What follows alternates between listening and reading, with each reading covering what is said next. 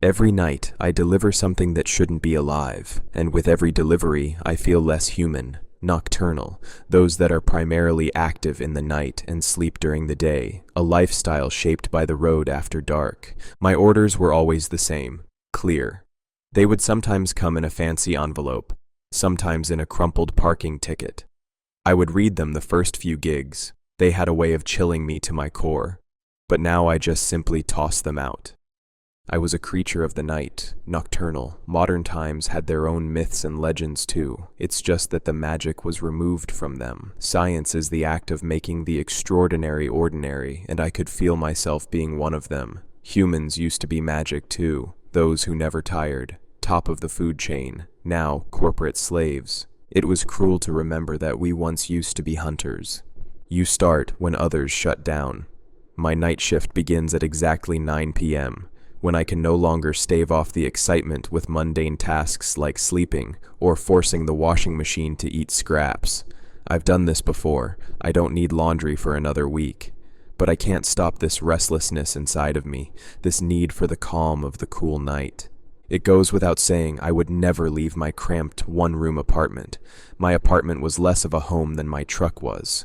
The sun didn't burn my eyes really, but it would burn my cargo, so I still had to be careful. 2.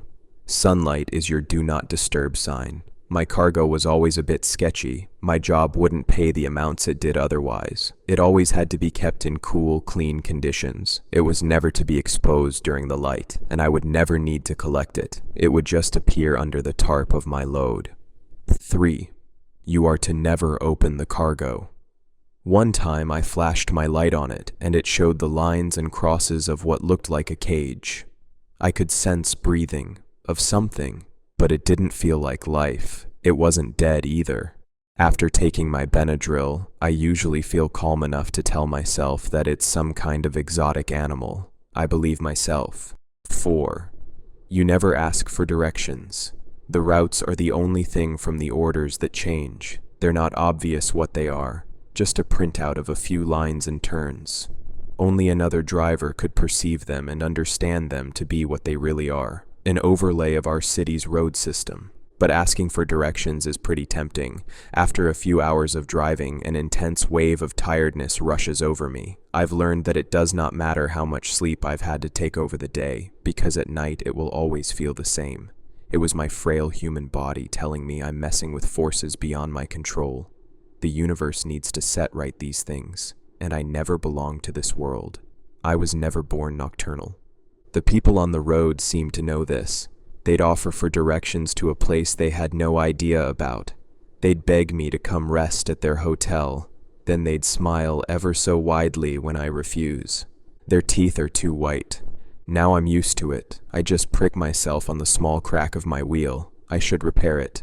But the sight of the blood stimulates me. I'd feel brighter, stronger. I had more power. 5.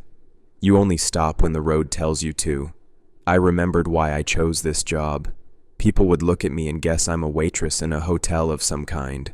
The wrong ones. My sister complained that I was getting paler and paler every time she saw me. My parents were horrified to learn I was working the night shift. The horrors you're putting yourself through, no woman should, and I'd just emptily smile.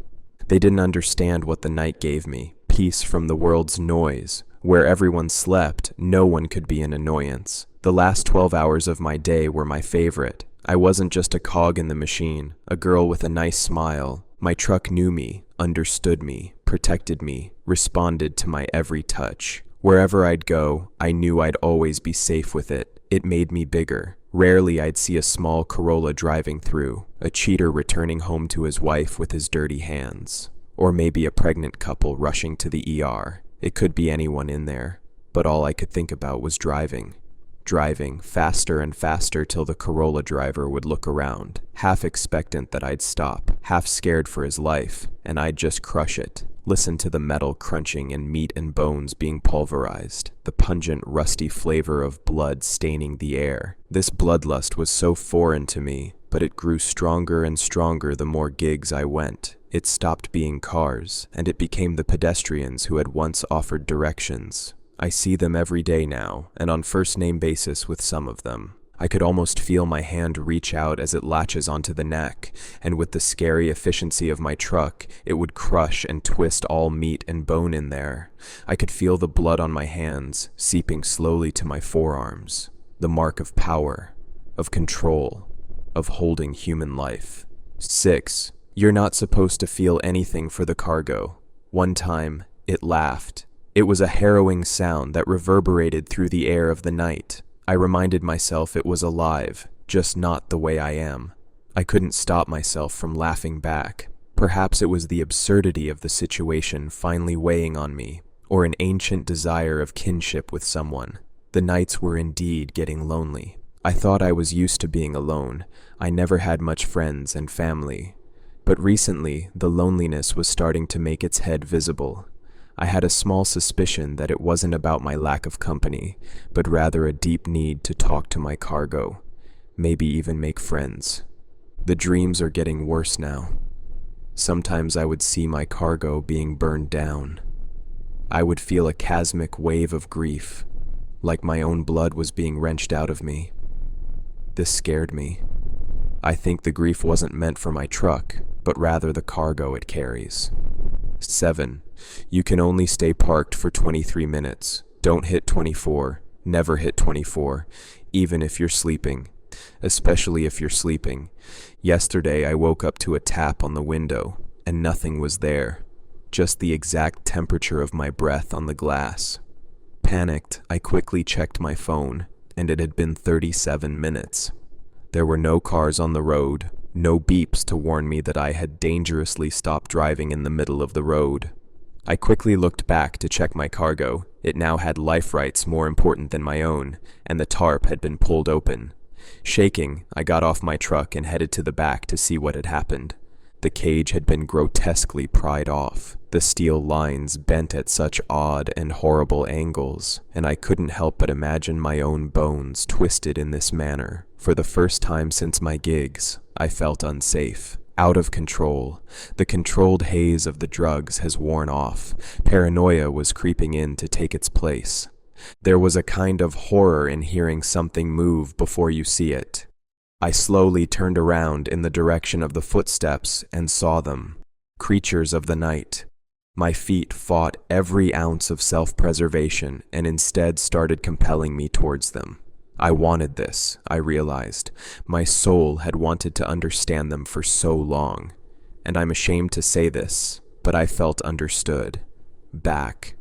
One of them approached to greet me. It smiled widely, too widely with two perfect teeth. I anxiously smiled back as it reached out to caress my cheek.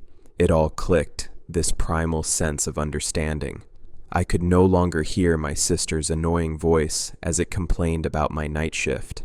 How my complexion could suffer seemed so irrelevant. It all faded away into the void. I had felt oddly fulfilled when it all cut to black. 8. You don't keep souvenirs. Now it was 5 a.m. in the morning and the sun's unfamiliar rays have started to creep in. I was in my truck and my truck was at my apartment's parking lot. How I drove myself here I had no idea. I just knew that the job promised that I'd always come home in the mornings. No matter what had happened to me, I felt radiant and fresh, cleaned, reborn as if I had not died rotting the last night. Maybe this was the whole point, why I never got a normal job. My family was wrong, I wasn't wasting my life. Maybe I had to die to feel alive. There was another note on the mirror. Today it was a sticky note, but the contents weren't the same. I flicked it off the car mirror. Before I read it, I noticed the two evenly placed dots on my neck, perfect for a set of sharp teeth. A souvenir of the perfect night. Doors open both ways, it read. They let me go because I was one of them now. Cargo delivered, human no longer. I should have never accepted that last delivery. I used to deliver for a small pizza place outside of Brenneville. It was late one Saturday night, around 2 a.m., when I got an order that seemed routine. 2 large pepperoni pizzas, cash on delivery. The address took me deep into the mountains, where the GPS cut out and the roads turned to gravel. I almost turned back, but I needed the tips. Eventually, I reached a long dirt lane that twisted through the woods. No street lights, no neighbors, just trees pressing in tight. At the end of the lane, a cabin sat in the dark. The porch light flicked on just as I pulled up. I carried the pizzas up the steps and door was open, so I looked inside. 3 men sitting there playing cards and drinking. They looked like friends in their mid-20s, laughing, whispering to each other. "You guys ordered?" I asked. "Yeah," one of them grinned. "Bring it inside." I hesitated. Normally, I'd never step in, but one of them held out $100 bill. That was more than double the cost. "Come on, man," he said. "At least join us for a drink." The cabin smelled of smoke, meat, and something sharp I couldn't place. I set the boxes on a table. That's when I noticed the walls. Mounted on wooden boards were bones, small animal skulls, antlers, a taxidermy fox with its mouth stretched wide. "Hunters?" I asked. They all looked at each other and laughed. "Yeah," one said. "You could call it that." The man who paid me asked if I wanted to see their trophy room. Something about the way he said trophy made my stomach knot. I backed toward the door. "Thanks, but I should leave." Then I heard it. A click. My car alarm blaring outside. I ran out. Both my back tires sagged flat, rubber shredded. "Guess you're not going anywhere," one of them called from the porch, holding a hunting knife still dripping with rubber. The others raised weapons. One carried a crossbow, the other slung a hunting rifle over his shoulder. Then they start shooting. The first arrow hissed past me, thudding into my car door. The second clattered off the gravel near my feet. Then a deafening crack split the night, a rifle shot, dirt exploding inches from where I stood. I dove into my car, heart hammering, turned the ignition, and floored it.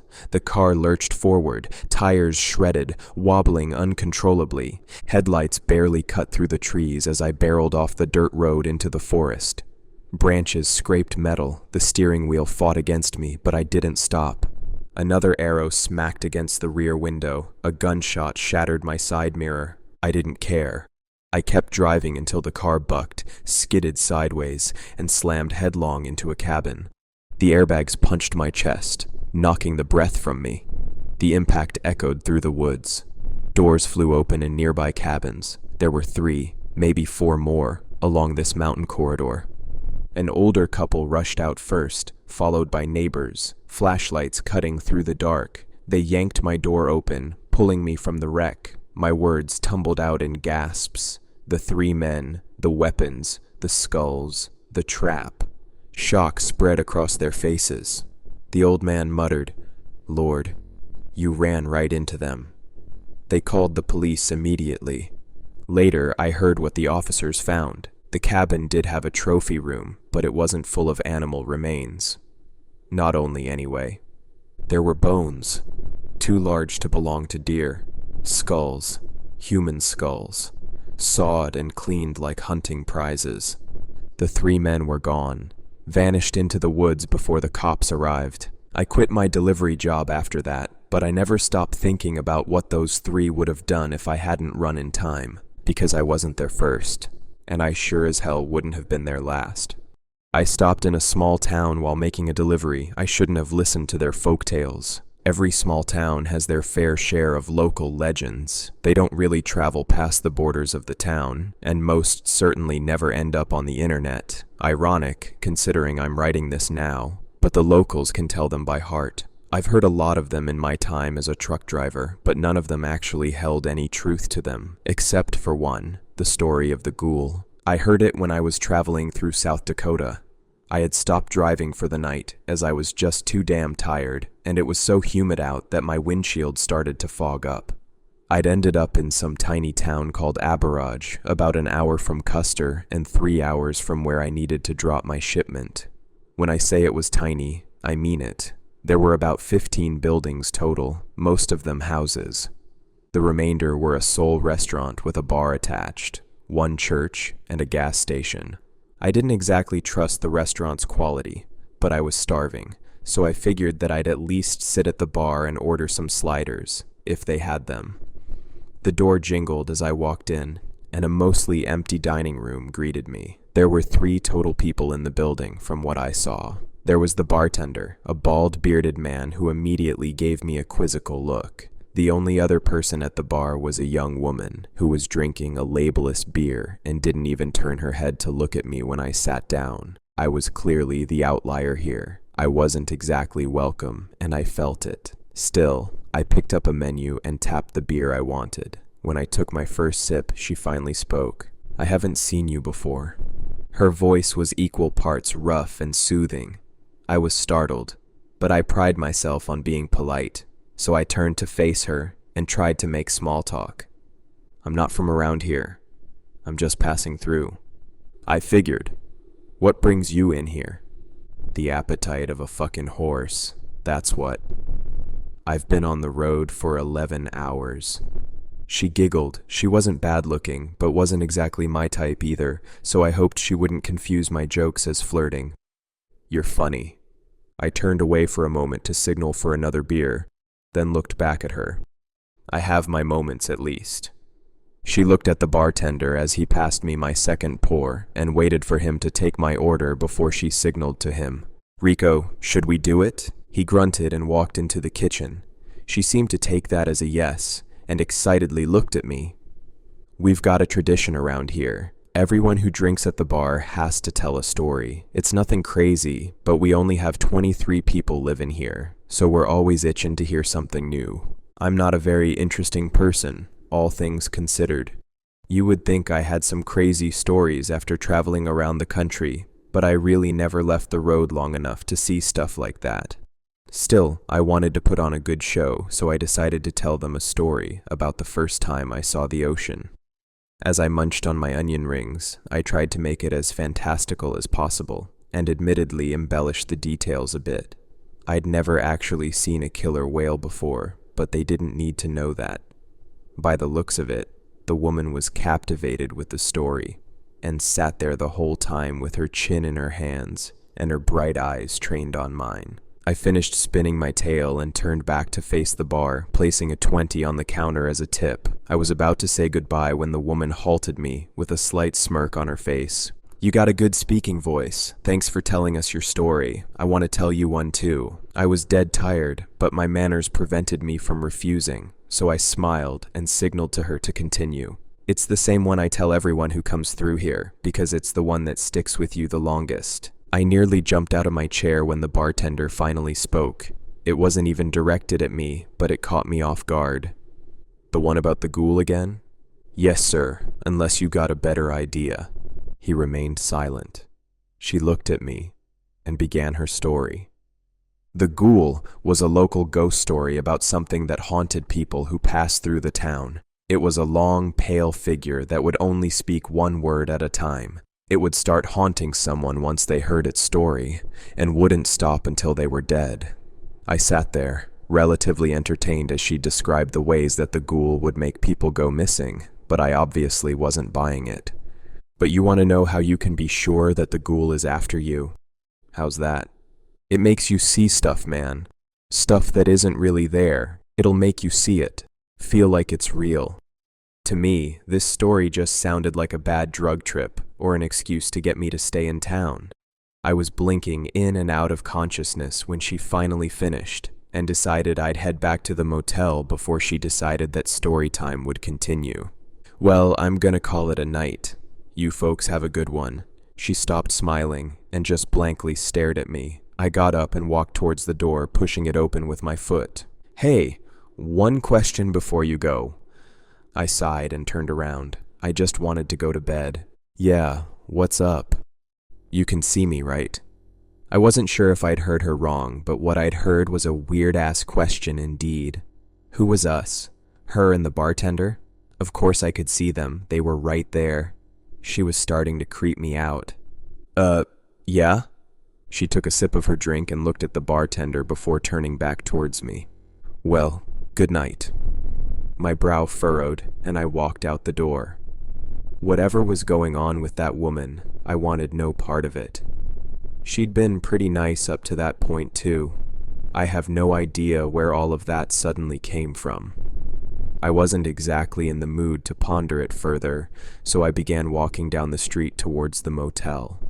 As I walked, I thought about the story she told me. Why was that the story she told to people who passed through town? Some sort of scare you into staying tactic like I guessed, maybe. I wasn't sure. I unlocked the door to my room and after brushing my teeth, tucked in for the night. I woke up to a knock at the door.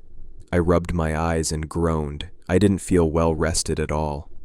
I rolled over and grabbed my phone off the bedside table, squinting as the bright light hit my eyes. It was 3 o'clock in the morning. What someone could want at this hour, I had no idea, but I wasn't about to entertain it.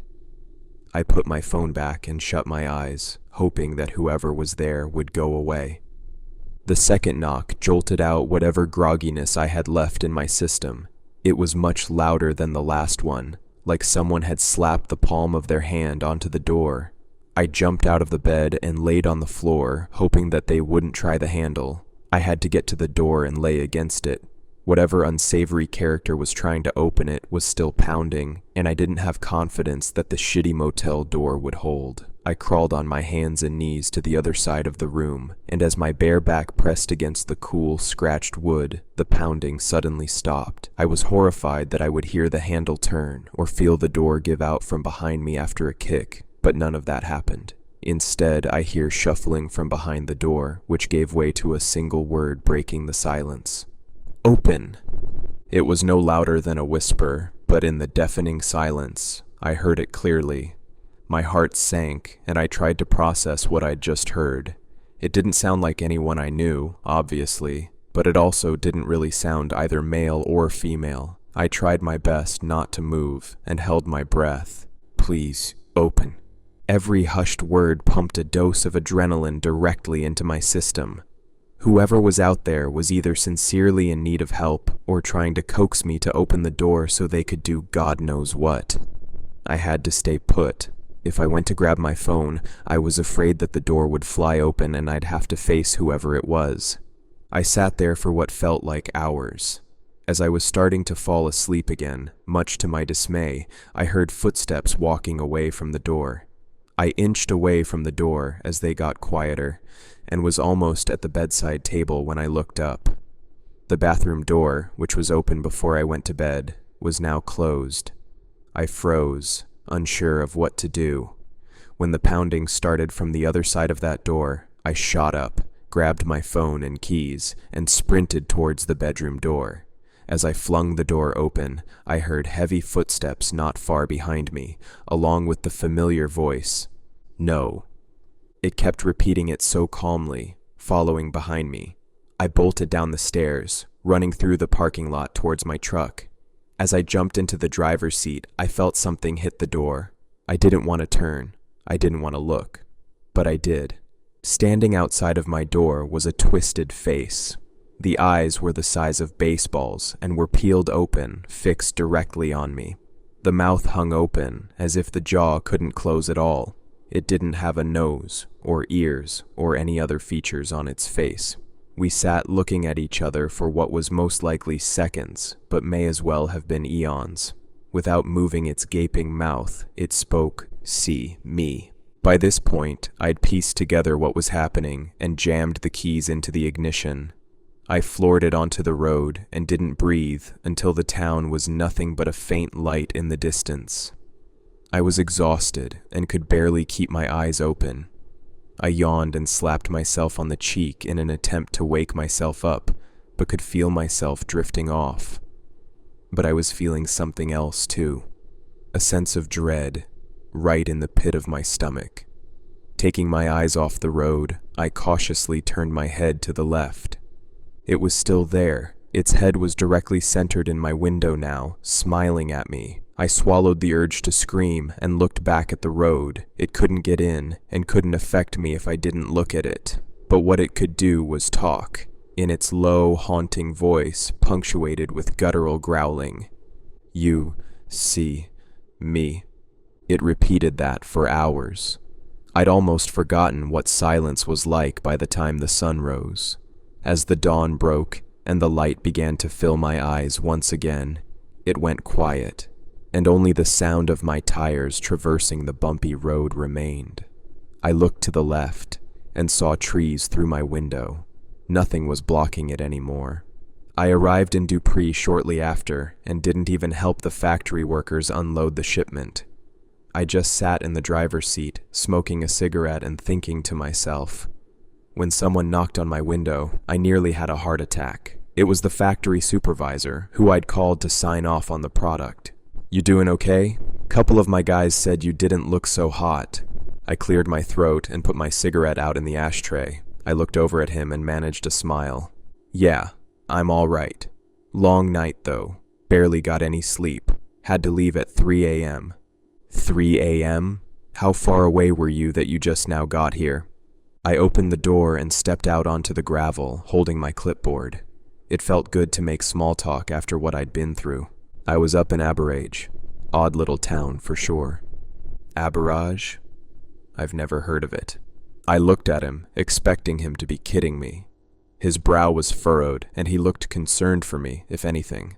I pulled out my phone and showed him my delivery tracking app, which had marked where I'd stopped for the night. "It's right about here." He looked away from the phone and at me, with serious concern on his face now. "I've been hunting out there. There's nothing there but woods for miles."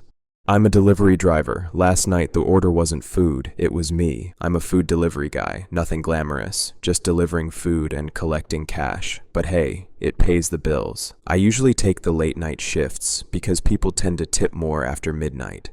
The only problem? Late night runs can get weird.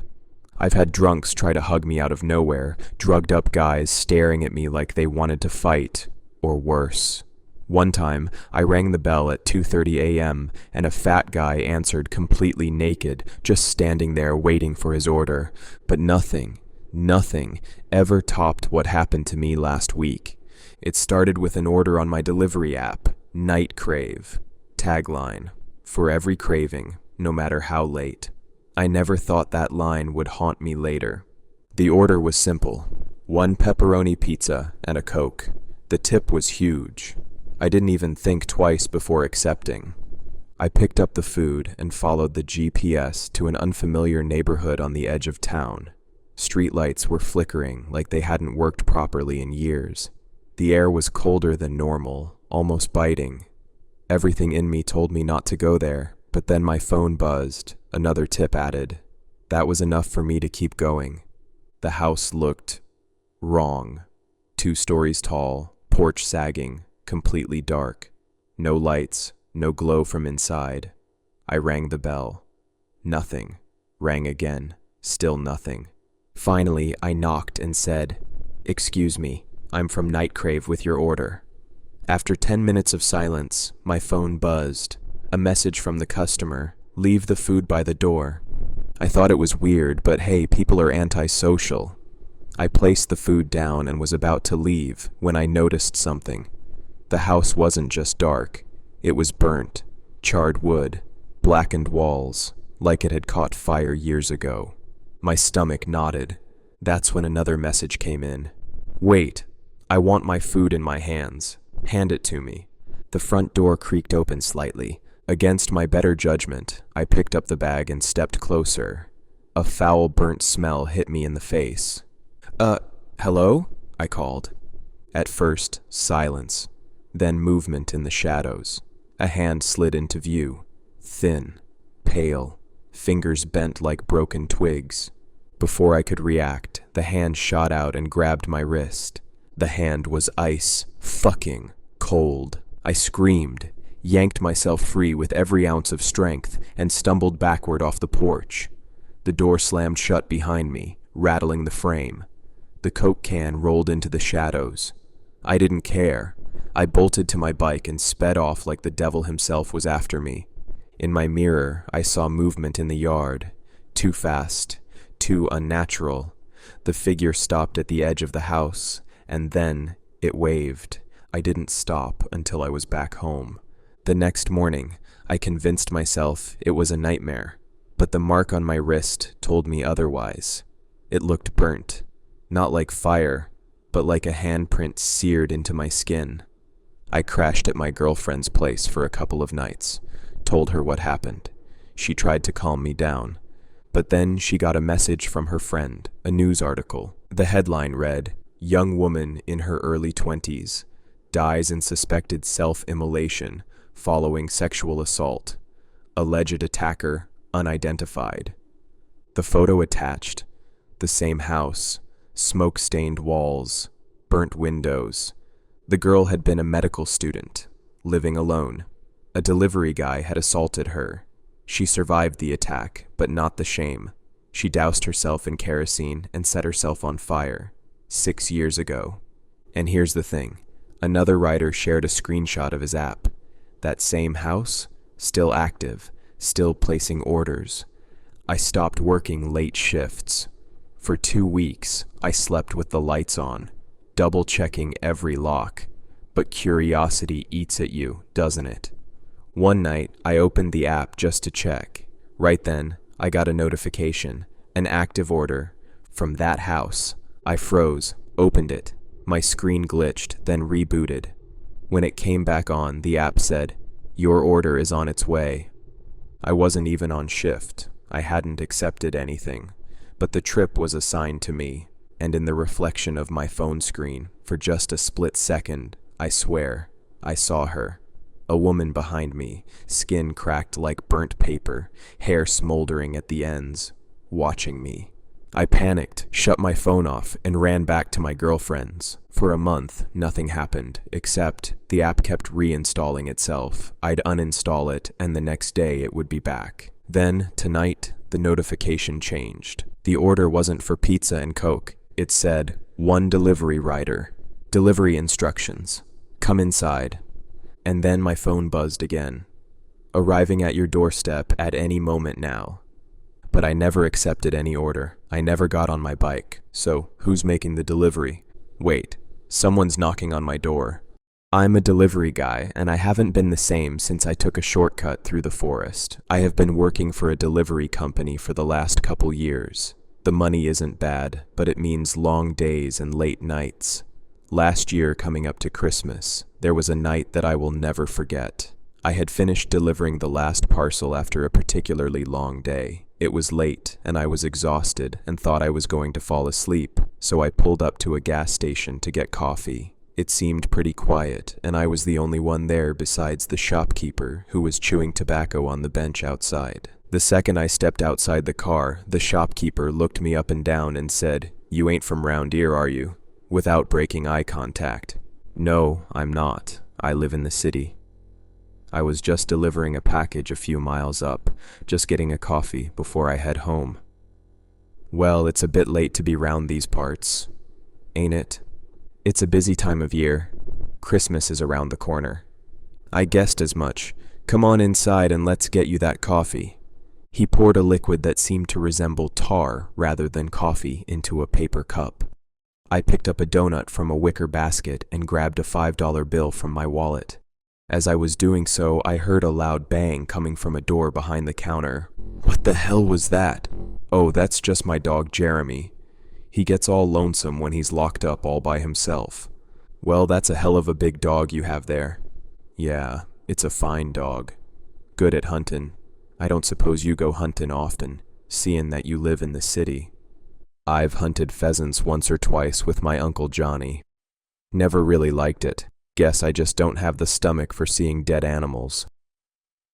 Whereabouts do you live? I told him the area, and as I did so, he just stared at me and nodded his head. Yay, I know the place you're talking about.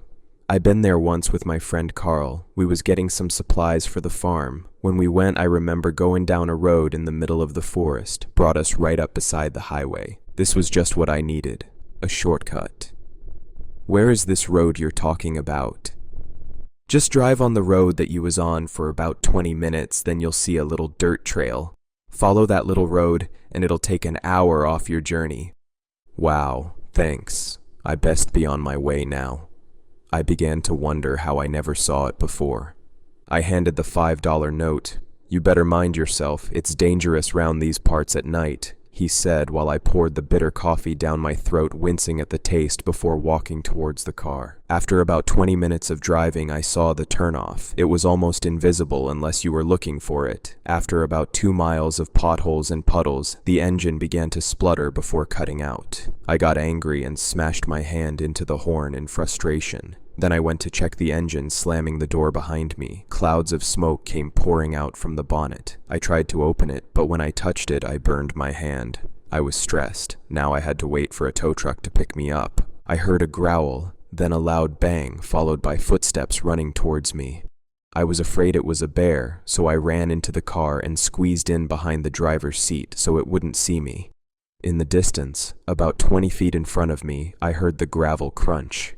Something was walking on all fours towards my car. The sound of the steps got louder and louder until it was right outside my passenger door. My curiosity got the better of me, so I slowly turned my head. It was a moose. I was relieved and let out a little laugh and sat up. The moose was looking in at me, but then it suddenly jerked its head around as if it heard something in the forest, but before it even got a chance to move, it was dragged back into the dark cover of the forest. My heart jumped. What creature could even do that? Was a bear that strong and fast? Whatever it was, I wasn't too eager to meet it, so this time I crouched back down even further. My muscles were getting cramped, and I could feel the ligaments on my thigh stretch. It was extremely painful, but I was afraid if I moved, the creature would have known I was there. My body practically cried out for me to move, but I didn't want to alarm whatever took the moose. I was in pain and was about to stretch, but then I heard a massive thud that caused the car to shudder. Something was on the roof. I could feel my heart pounding against my knee. I heard it moving around above me before jumping off and running away. I let out a sigh of relief. It was gone. Bang! Something crashed into the windscreen, sending glass flying all over the place. I wiped a few shards from my face and looked up and saw the moose head dripping with blood. Something must have ripped it clean off. Its antlers wedged into the window real good. There was a strong smell and I could feel vomit seeping up my throat. I scrambled back to the other side of the car. Something was dashing around inside the forest. I saw a blur leaping towards me before the car wobbled aggressively. It rammed into the door again, then again. I thought it was going to break through. Then there was a light coming through the back window. I heard a gunshot, followed by an ungodly scream. I felt dizzy. My heart was racing faster than ever before. Then everything went black. I woke up in a hospital room with a blurry figure standing over me. "You feelin' a right there, pal?" It was the shopkeeper. "My head is killing me. Where am I?" "Hospital, you were driving home and you had a little accident. It was lucky I found you when I did." There was nothing really wrong with me apart from a mild concussion, so they released me from the hospital the next day.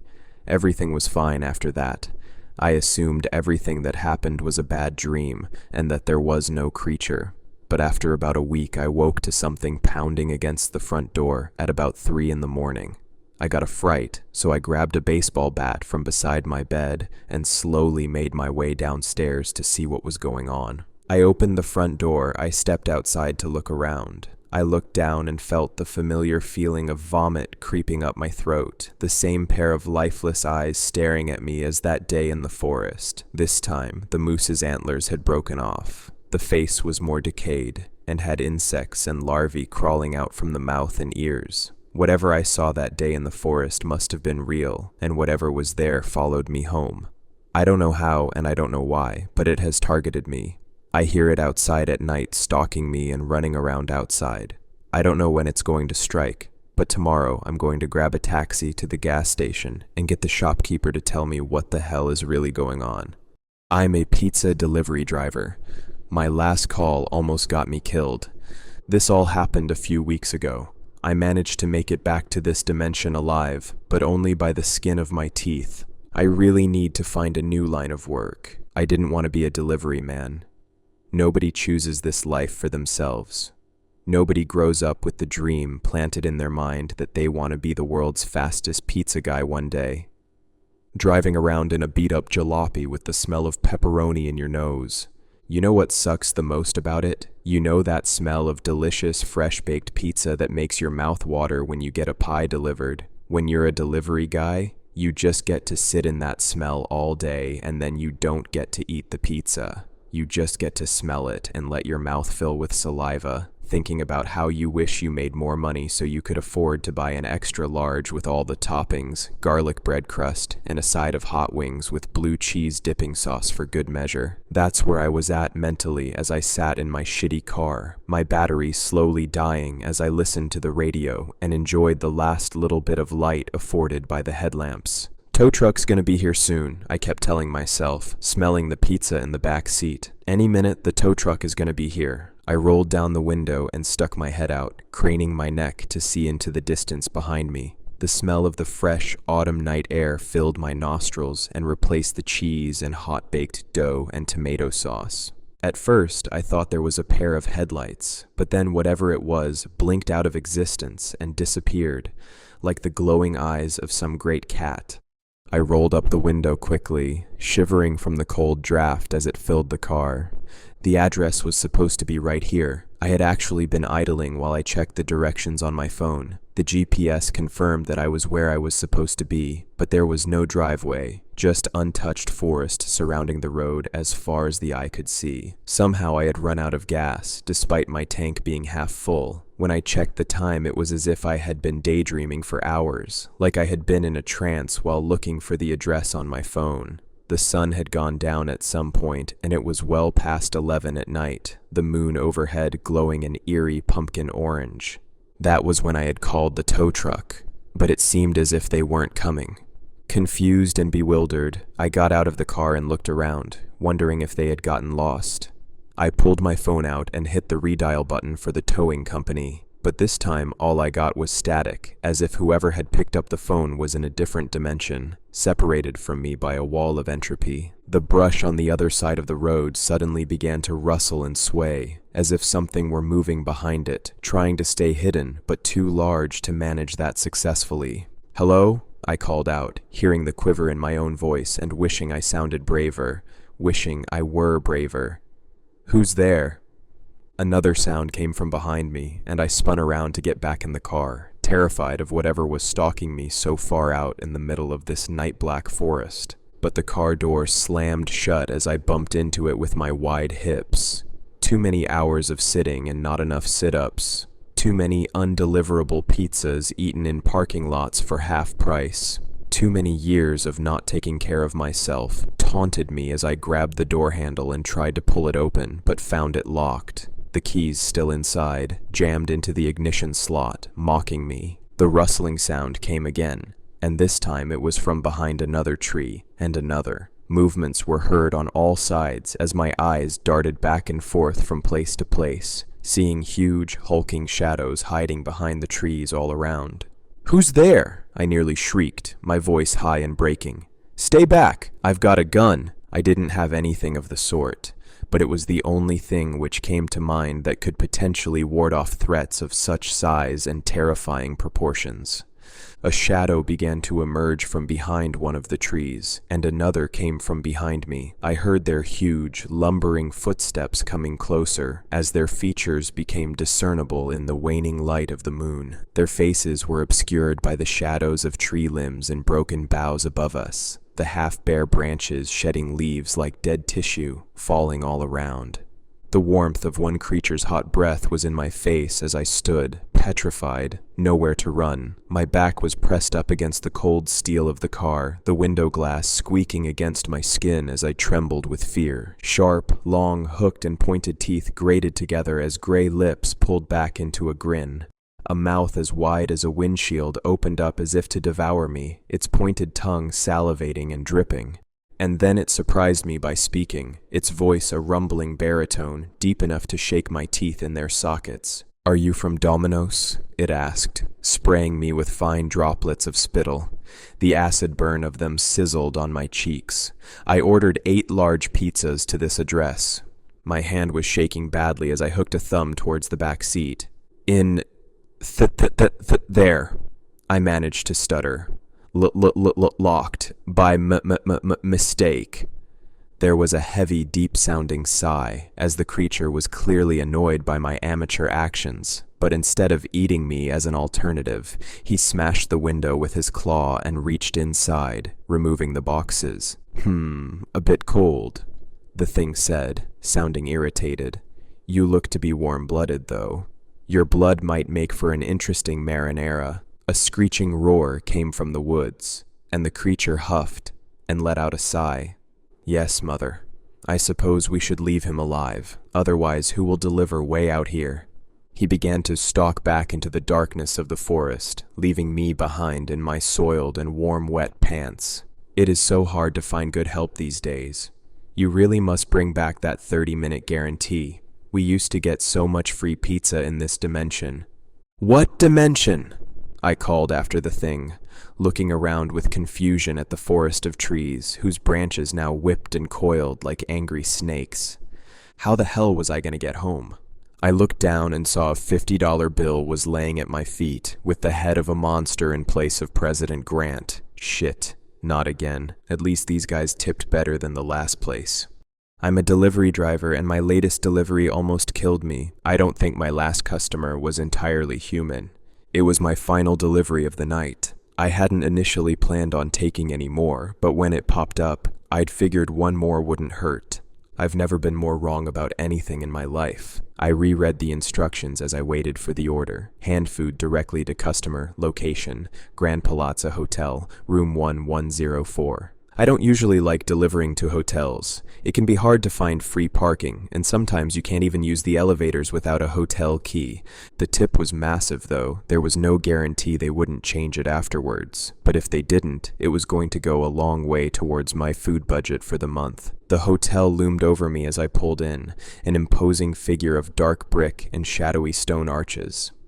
I couldn't help but notice that of the 15 floors, not a single room appeared to have a light on.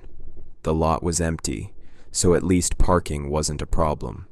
The only light visible was coming from the lobby, but I couldn't see a single person inside when I approached the glass doors. It was only 8:30 p.m., so I doubted the check-in desk was closed. To my surprise, the doors did open. It was so nice inside, I figured I'd definitely need a room key to use the elevator. There were golden accents in the thick wooden check-in counters. A wide fireplace was flanked by chairs that were shaped so unnaturally, no person I've ever met could have sat in them. I've never understood why many of the older, ritzier hotels always seem to have dark floor-to-ceiling wood paneling, but no windows. The ornate chandelier cast weak amber light from vaulted ceilings high above my head, but I still couldn't shake the feeling I was in a box and about to be buried 6 feet underground. My shoes squeaked on the marble floor and echoed loudly in the otherwise silent lobby as I looked for any sign of life. The stark silence put me on edge. Where was everyone? Some of the winding hallways off the lobby were completely dark. The longer I stared into the shadows, the stronger the feeling that something was staring back at me. Something that could see me far better than I could see it. Just moments before, I'd been feeling incredibly alone. I found myself longing for that once more. I messaged the customer, wondering if they'd come downstairs. Maybe I could even wait outside. I smiled at the thought. I wanted out of there as soon as possible. Would you like to meet in the lobby? I typed out to them through the app, hopeful. No. I sighed and couldn't shake the feeling of eyes on me as I sought out the elevator. I pressed the only button anxiously, and it took me a moment to notice the embossed metal below it said, "Down," despite me being on what appeared to be the ground floor. Sure enough, I could hear the whirring sound of machinery as it approached from beneath my feet.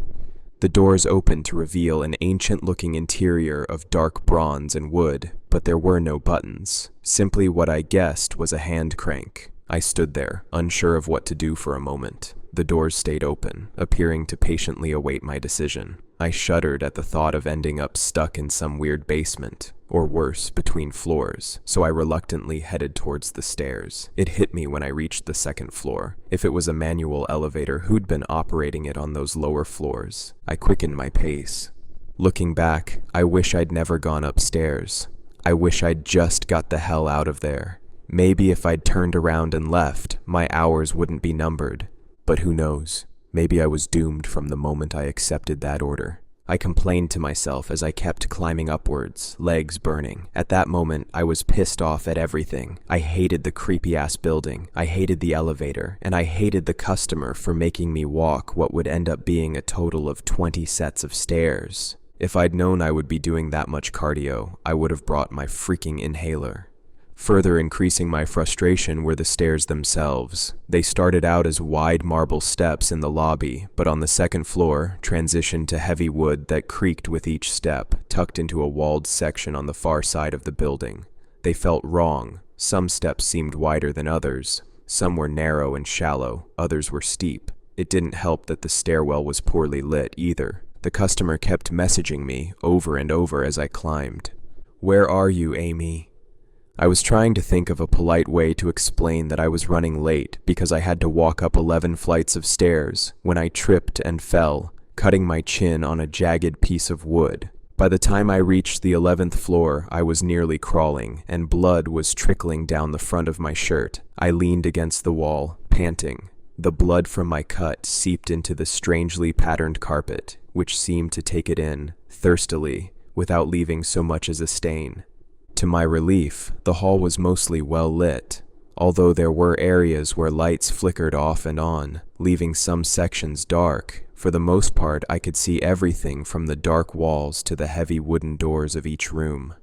I realized that there were no room numbers anywhere, at all. I sent out a message to ask how I was supposed to find room 1104, and the customer immediately wrote me back, "I'll find you." The light above me chose that moment to flicker and die. The moment it did, I was thrown into an absolute darkness like I'd never experienced before. It felt as if perhaps light had never existed in that place at all. There was just a deep, liquid blackness that forced its way into your nose and mouth, filling your lungs, threatening to drown you. Perhaps, I thought madly, perhaps I'd never seen light before at all.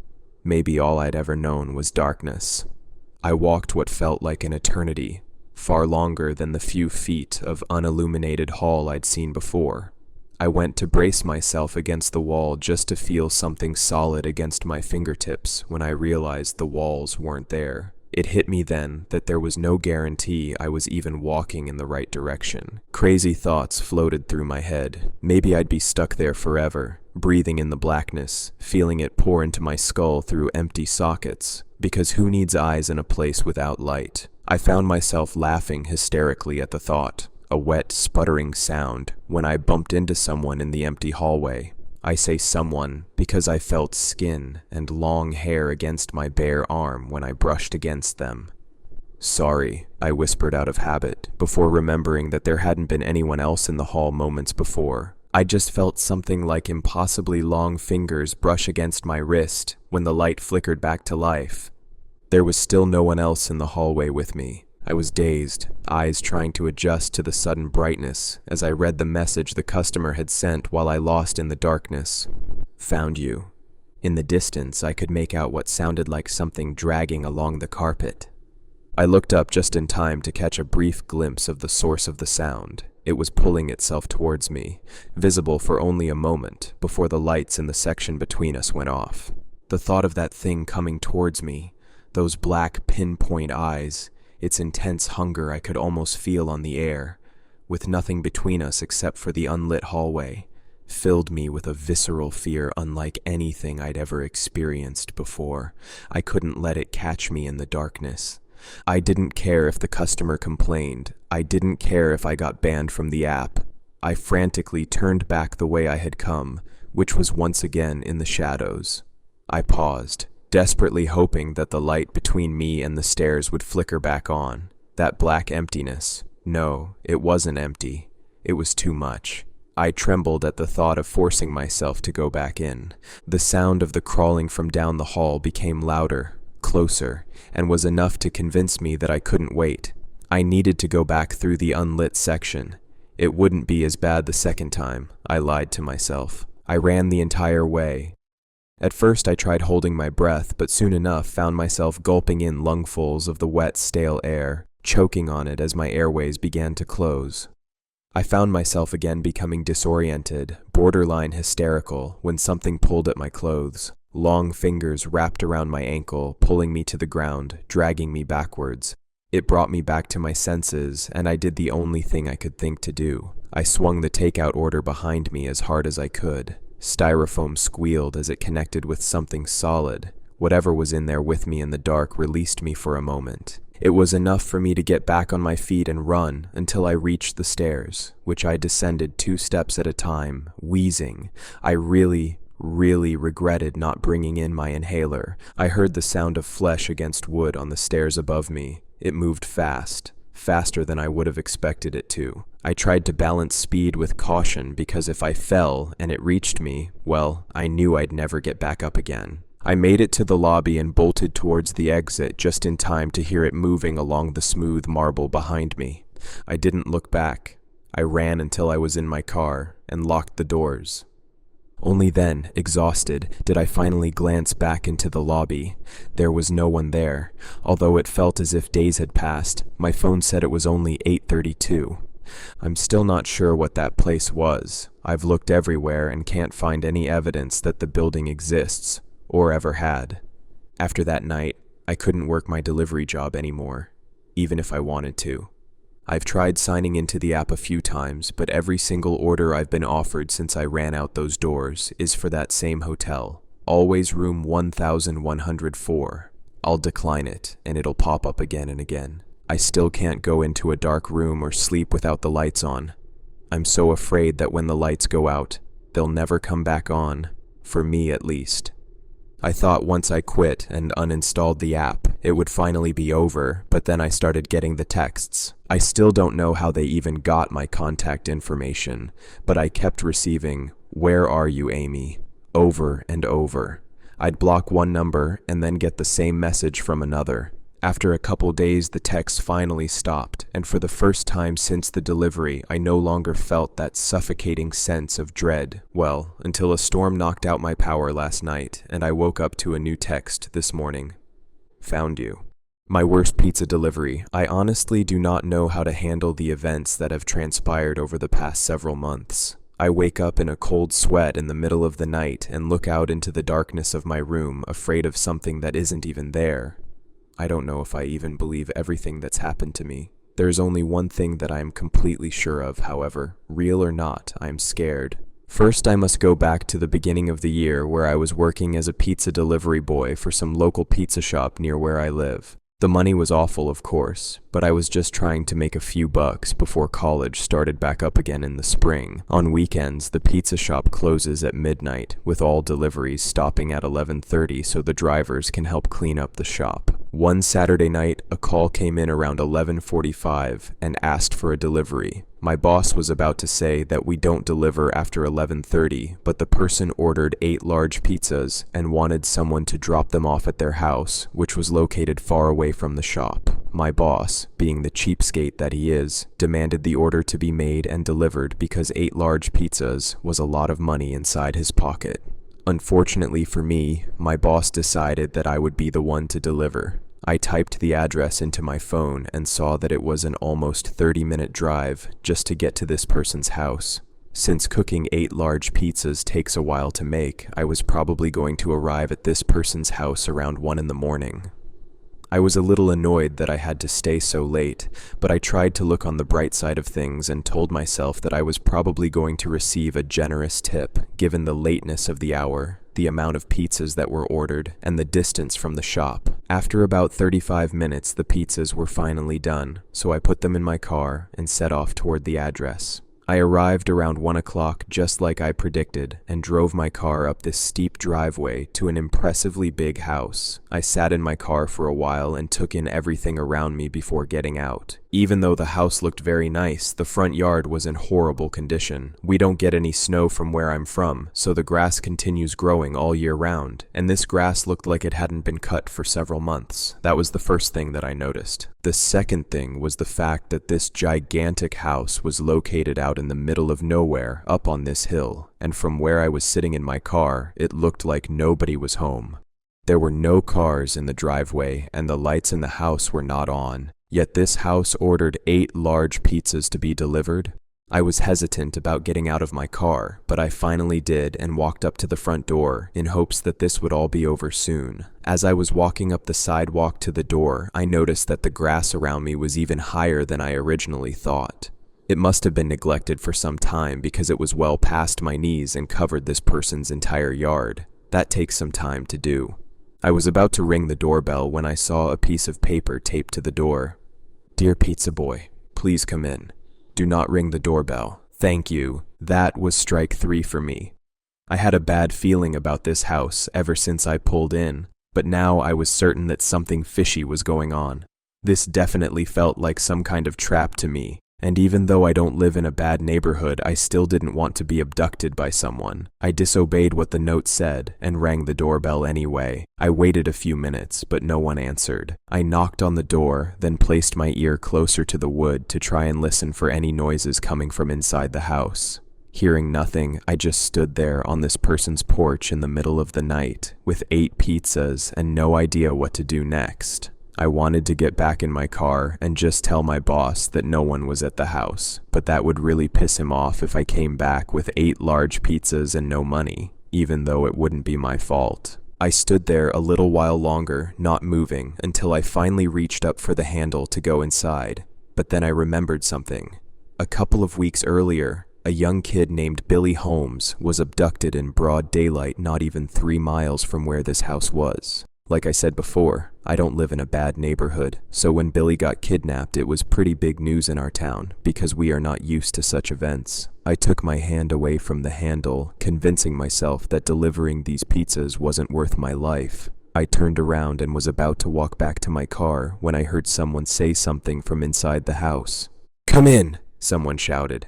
The voice definitely came from a woman, but she sounded far away, like she was on the opposite side of the house or something. I went back to the door and knocked again. "Come in, please." "I'm upstairs," the woman's voice yelled. I eased up a little bit when I heard the voice, but I was still skeptical about the whole thing. The woman said, "I'm upstairs," implying that she was the only one there, which would be weird considering she ordered 8 pizzas. I told myself that I was just being paranoid, but there was a very small nagging feeling in the back of mind that I immediately suppressed. I slowly opened the door, making sure that the canister of pepper spray around my keychain was within reach. The inside of the house was very similar to the condition of the yard. Unkempt. There were piles of garbage everywhere, and most of the house just looked like it hadn't been cleaned in a long time. It was weird that a person with such a nice house would treat it so poorly. I kept the front door open just in case I needed to make a quick escape, and then set the pizzas down on a table that was a few feet in front of me. There was a pile of mail stacked up in the center of table that was spilling over the edge onto the floor. Most of the lights in the house were off except for the one in the room I was currently standing in, and the one located at the top of a large staircase that was to my right. I heard the voice again. It was coming from the top of the steps, but I couldn't see anybody. "I'll be down in a minute," she said, only this time it didn't sound right. Something was off about her voice. I hadn't noticed it when I was standing outside, but now, since it was much clearer, I could tell that it wasn't a woman's voice. Well, it was, but it didn't sound natural. It sounded like a man doing an imitation of a woman's voice. "Fuck this," I said to myself. "I'm out of here." There had been red flags going off ever since I parked my car, but this was the final straw. I left the pizzas on the table so they wouldn't trip me up if I had to start running. I turned around and was about to leave through the front door when I stopped dead. Right as I was exiting the house, I saw a shadowy figure dart across the sidewalk into the high grass covering the yard. Standing where I was in the doorway, I could make out the silhouette of something crouching in the grass off to my left, about 20 yards in front of me. It was dark out, so I could barely make out the figure crouching in the yard, but from where I was standing, I could tell that there was something off about it. The thing had a very small head, barely bigger than that of a baby, but the rest of its body looked like it belonged to a full-grown man. Also, I wasn't 100% sure, but I thought that I could see a short, thick tail wagging behind this thing like a lion stalking its prey. I couldn't see its eyes, but I knew that it was looking at me. I was certain. I backed up into the house and closed the door, locking it firmly. Great, I thought. Now I'm stuck in here with the man upstairs pretending to be a woman. I reached into my pocket for my phone, but it wasn't there. Shit. I left my phone in my car. I was completely screwed, but I wasn't just going to lay down and die. I needed to find another exit. The stairs were to my right, so I went left down a large hallway, hoping to find a back door or something and make it back to my car somehow. The lights were off through the rest of the house, so I took it slow and steady and frantically searched around with my hand to make sure I didn't trip over a pile of junk lying on the floor. All my senses were turned up to 200%. I heard every little creak the house made and was navigating through the darkness as quietly as I could. I had no idea who else was in this house with me. I passed many boarded-up windows and locked doors, but I was not losing hope. I'd tear through one of those windows if it came to that, but for now, I wanted to remain quiet. I made it to the end of the hallway, with only one door remaining.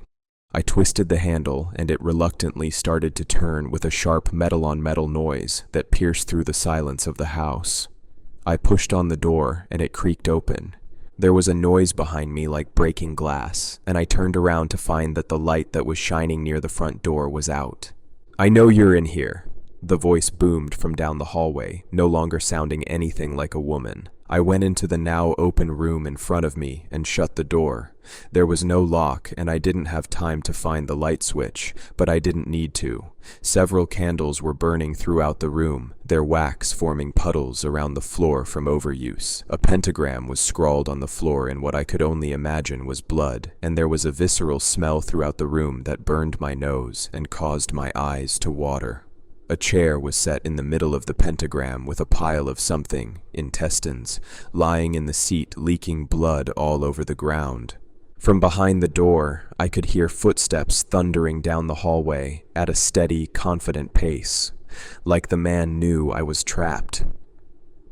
I looked around the room and noticed that moonlight was shining in through a window that was located on the back wall. Unlike all the other windows I passed, this one was not boarded up. I ran towards the window acting before thinking and dived toward freedom just as I heard the door opening up behind me. The glass shattered around me, and I felt several sharp pains throughout my body as shards of glass sliced parts of my arms and face. I hit the ground hard, but was up in a flash and sprinted around to the front of the house, trying my hardest to make it through the tall grass without tripping. I looked back only once to see if I was being chased, but no one was following me. I saw the briefest glimpse of a figure standing behind the window that I broke through, but it didn't look like the man was going to take chase after me. He just stood there behind the broken window, and as I was rounding the corner of the house with my car, now in sight, I could make out his heavy laughter from across the yard. I pulled open my car door and threw myself in with one quick motion. I started the car and nearly crashed into a tree as I sped away down the driveway. I didn't see that weird creature that was crouching in the grass earlier, but as I was driving away, I looked back in my rearview mirror and noticed that the front door of the house was open, even though I locked it before searching for a way out. I made sure that I was far enough away from that house before grabbing my phone and calling the police. I told the operator everything in a crazed, mad rush of words, and also mentioned that I was in need of medical attention. The operator told me that help was on the way, and not too long after that I could hear police sirens approaching from the distance. After the police arrived, everything was just one big blur. I don't remember if I passed out or not, but all that I could recall are these small snippets of information like riding in an ambulance as the paramedics tried to stop the bleeding from my cuts, and then being questioned by the police while I was in the hospital. Everything in between was blank. Most of my face made it out pretty unscathed because I blocked it using my arms, but I ended up getting somewhere in the realm of 70 stitches throughout the rest of my body, and the doctor said that I was lucky I hadn't bled out. I managed to find out what happened to the man that tried to abduct me after I was released from the hospital. Apparently, when the police arrived at the house, the man was sitting in his driveway with his hands up in surrender as the house behind him burned down from a fire that he had intentionally started. The rest of the story I followed on my local news broadcast, as did basically every other person in that town. I was expecting the story to be like something right out of a horror movie. I figured that the man murdered the original owners of that house and then stayed there for a while practicing his weird rituals while the people he murdered rotted away in the backyard somewhere. What really ended up happening, though, was even more disturbing than what I originally thought. The owners of the house were a really wealthy old couple who were currently living in Florida. They used the house as a summer home at one point, but they hadn't been back for a very long time and were not planning on coming back, so they decided to give the house to one of their grandsons while they continued to pay the bills for it. The man that was there when I was delivering the pizzas was in fact the old couple's grandson. His name was Stanley Wardell, and he had been living in the house all by himself for over 2 years. All of his family said that they lost contact with Stanley about a year ago, but none of them made an effort to try and reconnect with him because Stanley was seen as the black sheep of the family.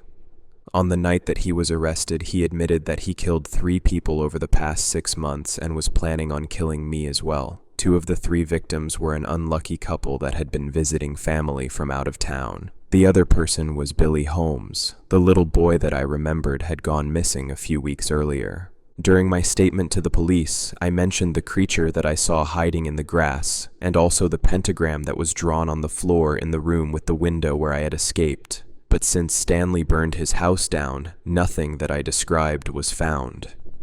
As for the creature with the small head and thick tail, the police said that I imagined it from the amount of shock that I was experiencing at the time. I wanted to believe them, but something inside me knew that they were wrong. And if all of this wasn't weird enough, the trial that took place after Stanley was arrested are when things really started to get disturbing. Even though Stanley admitted to killing the 3 people and was pleading guilty, he stood up in front of the courtroom the very first day of his prosecution and said that he was not the one that murdered those people, only that he was taking the blame for someone else. At first, the judge couldn't tell if Stanley was just trying to confuse the jury or if he really meant it. But either way, question after question was thrown at Stanley to try and figure out who this other person was. Stanley remained quiet though, only opening his mouth to tell the judge that he was never going to say who really did it, and that they were never going to catch the real murderer. The judge was prepared to offer a shorter sentence if Stanley provided proof that someone else committed the murders, but he didn't budge. When asked why the other person wanted to kill those people, Stanley laughed at the judge dryly and said it was because it was hungry. The judge put off all of this nonsense as Stanley's way of trying to scare the jury and sentenced him to serve 3 lifetime sentences with no hope of probation. That was the end of it for a while. Stanley's name left the paper and the town started to recover from this horrible event, only to be thrown back into the chaos 3 weeks after the trial ended. Stanley Wardell was found dead inside his prison cell early one morning after he didn't come out for roll call. He had committed suicide by using a jagged piece of metal to cut his own throat open, but if you could believe it, that wasn't the weirdest part. A rumor had leaked out of the press a few days after the suicide, which stated that Stanley had written something on the walls of his jail cell in his own blood minutes before he died. From the source that I read, the words that Stanley had allegedly written were, "It will rise again," and the warning was accompanied by a crude drawing of some kind of creature whose features were not described. I looked through multiple stories hoping to find a description of the monster that Stanley drew, dreading the fact that it might be what I saw in the front yard that night, but I never found anything on it. I'm still too terrified to sleep, and I am constantly looking over my shoulder scared of what I might see every time I turn my head. I honestly do not know if I imagined seeing that creature in the front yard. I was under a lot of stress at the time, and fear can do crazy things to a person's brain, but I keep asking myself this: if the thing that I saw crouching in the grass that one night was not real, then why do I keep waking up in the middle of the night afraid? And if IT is real, then fear is the least of my worries.